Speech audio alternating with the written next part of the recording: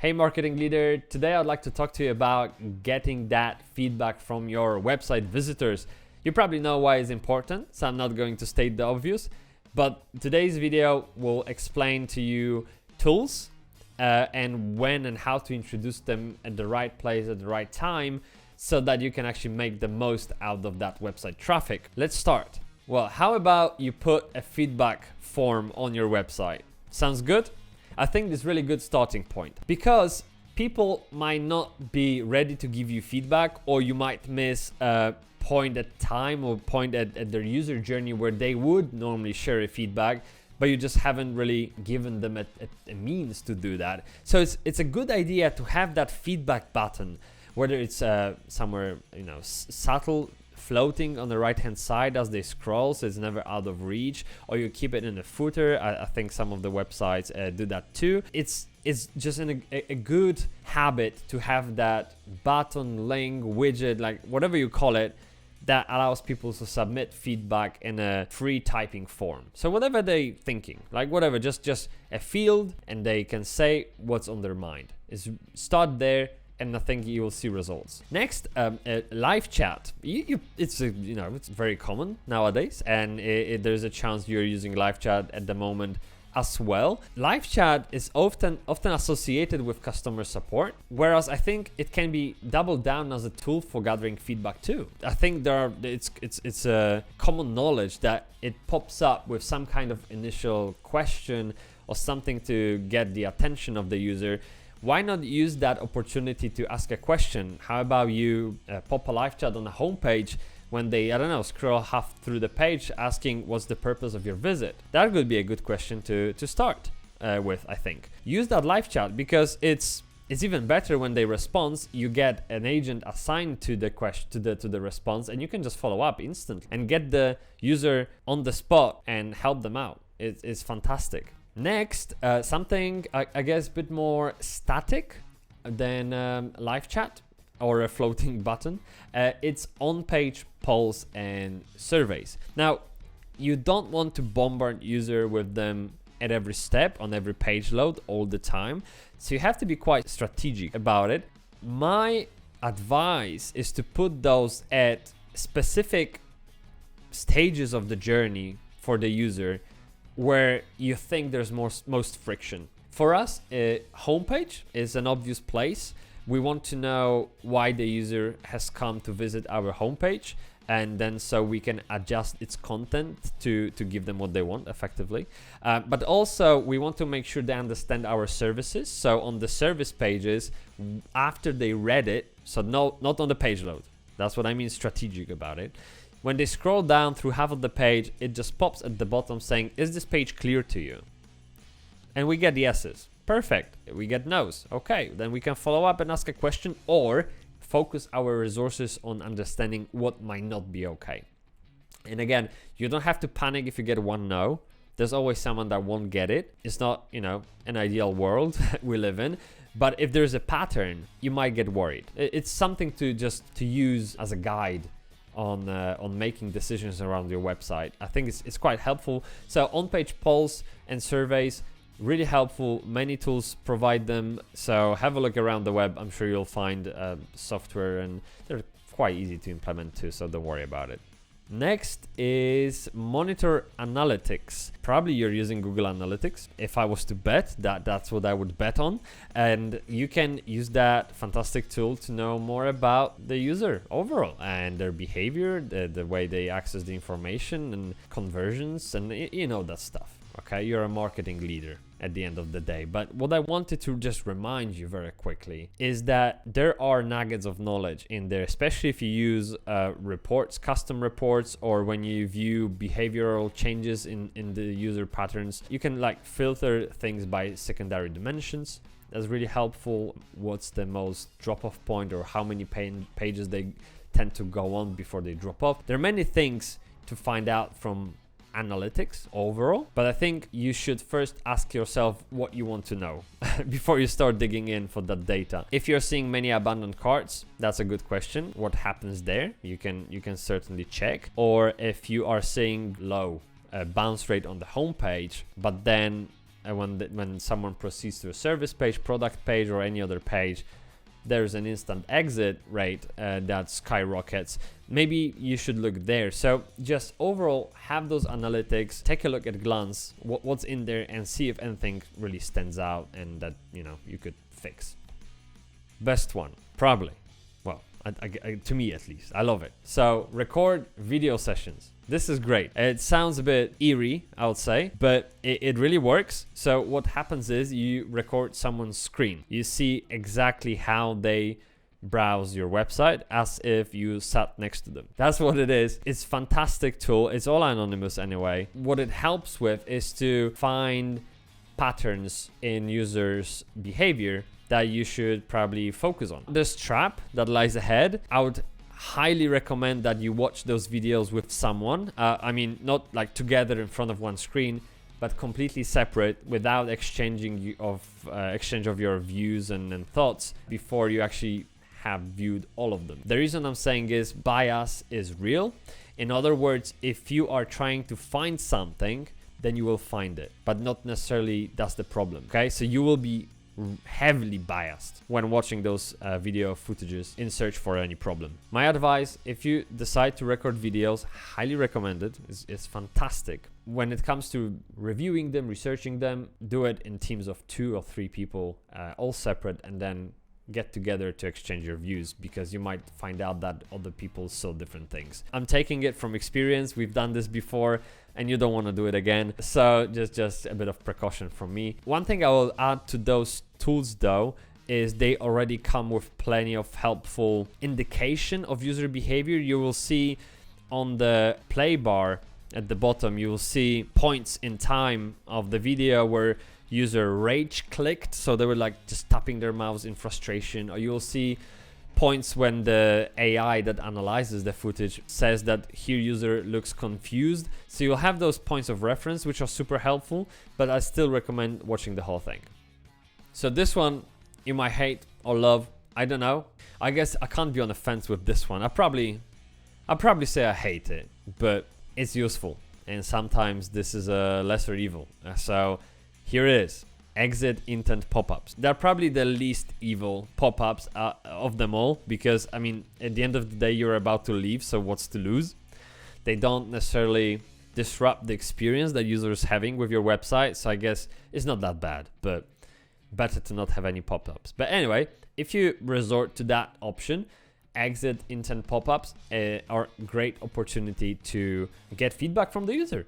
Like, what stopped you from buying is one of my favorite questions. Buying or using or contacting us, like anything at all. What prevented you from doing it? This is great. It's a great psychological way to ask about your product, and I highly recommend that you, obviously, if you accept the existence of pop-ups, that you utilize it. It will help tremendously. This one that I'm about to say, it will depend if you are a heavy user of a CRM, and what's your policy on cookies, and probably many other GDPR related things. But overall, what I'm saying is you could directly contact the user to find out more. Simple as that. Whether that's a phone call, an email follow-up, like anything at all.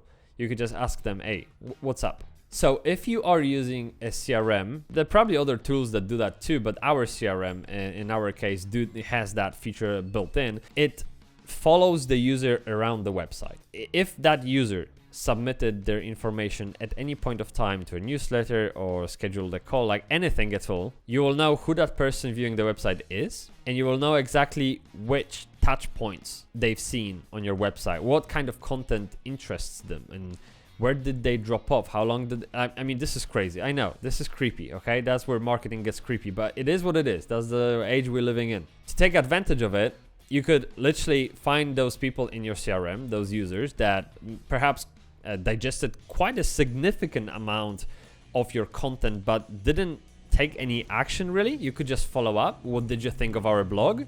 Was there anything missing on our website that made you leave? Perhaps they just got distracted. Maybe a niece came up to them with a question and they never came back to you again. Maybe it's that simple. You will never know, so don't take, the wrong turn here. Don't make wrong assumptions. Sometimes it's just better to ask a question, and if there are means, such as at least in our case a CRM, but I bet other tools too, we should take it just to learn more. Now, on the final note, user tests. User testing overall is our favorite tool for measuring the value that we deliver on daily basis for our clients. We user test websites, prototypes, ideas. It's just we follow the principle of validating early, because it's just much cheaper to fix your problems in the design stage than in development stage. Development is crazy expensive. It's often highly dependent on itself. Like, there's many moving parts and you can't just change one without creating the domino effect. You should test as soon as you can, like with anything at all. Like, even if you're testing a website, just take a sketch on a piece of paper, take a photo of it, send it out to people and see what they think. Simple as that. User test as soon as possible. You don't have to go for moderated tests. You can go for unmoderated tests, which are probably a bit cheaper. You can also go for tree testing. It's great for organizing data. People will sort the data for you, and that can be used for as a foundation for your navigation. There are many benefits to it, apart from the only drawback I can see is it is quite time consuming to organize it all, to plan it. But if you follow the spirit of agile, and if you accept that perfection is not achievable, thriving for perfection isn't that bad, but being perfect is not something that I don't know. I don't believe in that, at least. We don't believe in that at NerdCow too. If you don't sign up for this principle, you could just put something together in a couple of hours and just send it out as is. That's better than not doing it at all. The only worst thing of, say, not necessarily failed user test, but an average user test is a user test not done. So you'd rather have any data whatsoever than no data at all. Don't meddle with it too much. Don't waste too many resources on it. Just put together a quick user test, whether that's navigation, page layout, types of headings, button color, whatever you want to test. You can test anything, and just get it out to people to tell you what they think. And this is great. Many platforms will find target audience for you. We use some of them too. You just tell them the criteria, the people that resemble your typical customer, and they will go out on a limb to find those people for you, and they will schedule the meetings for you. It's all almost automated. All you have to do is just show up like for any other Zoom call that you are having daily basis. So it's easy, convenient, and return on investment is beyond. That was my last one. Now, as a bonus to this video, I have favorite questions for your polls, surveys, direct email, calls, like whatever. At NerdCow, we ask those 4 questions that I'm about to share with you, because we've seen the most responses to them, and I hope they will help you too. If you visited our website, you probably see them floating around anyway, but for now, let's just sum them up. These are the 4 questions that we use in our polls, surveys, calls, etc., etc. We ask people about the purpose of their visit. What's the purpose of your visit? What would you like to do next, kind of thing. And it helps us to understand more about the call to actions that we should have visible to the user at this given stage of the journey. Especially helpful if that survey or poll, it shows up on the homepage, just on the page load, just instant. So they see the homepage above the fold, your USP, your navigation logo, and there is survey, like what's next for you. You give them a few options and you'll see they will tell you why they came. For us, it was obvious. I want to see your portfolio and I want to learn more about your services. That was the option. The other options that we've provided was to find out about job opportunities, to learn more about web design overall. That would be the blog section.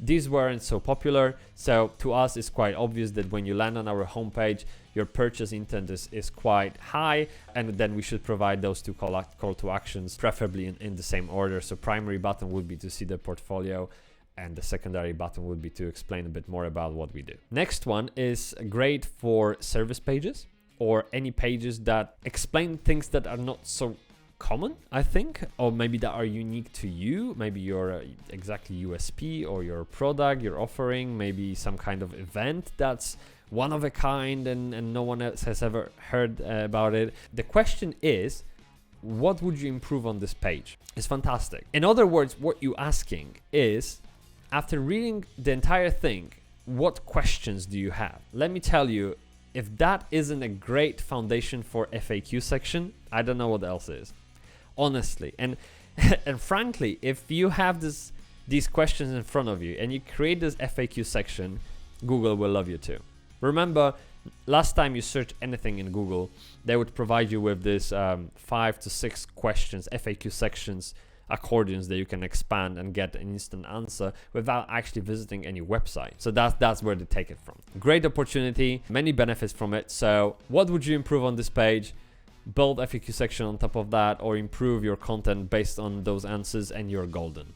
Next, quite similar, is this page clear to you? And this is yes or no. We don't really follow up much on it. Simple. I guess the benefit of that question over the previous one is that it's just quick to answer. It's effortless. You click yes, done, thank you. Instead of clicking the close button because they don't want to see the survey anymore, they just click yes, they just click no. At least it gives us an indication if we should research this a bit more, and then maybe once we have enough responses of no's, we can replace that particular survey with what would you improve on this page. But without knowing if this page is okay or not, it's just, there's no reason to waste our resources on asking about improvements for the page. Maybe it's been okay to begin with. So this is a good entry point for setting up polls, I think.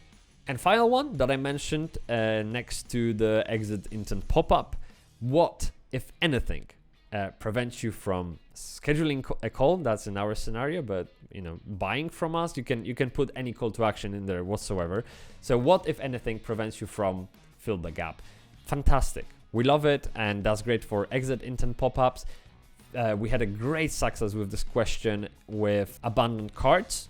So if you have a list of people who abandon their carts, just send them an email asking this question, and you'll be surprised. Trust me, I won't spoil it for you. Send them that question and see the answers. It's fantastic. So these 4 questions, if you use them on a website wisely at the right time, at the right place, they will yield great results that you can then use to improve your website, and everybody wins because your end user gets what they want, you get what you want from the end user. Hey, win-win. So that's it. Thanks so much for watching. If there's anything else you think I should add to the list, leave the comment below. And for now, I will sign off and wish you all the best. Thank you. Good luck.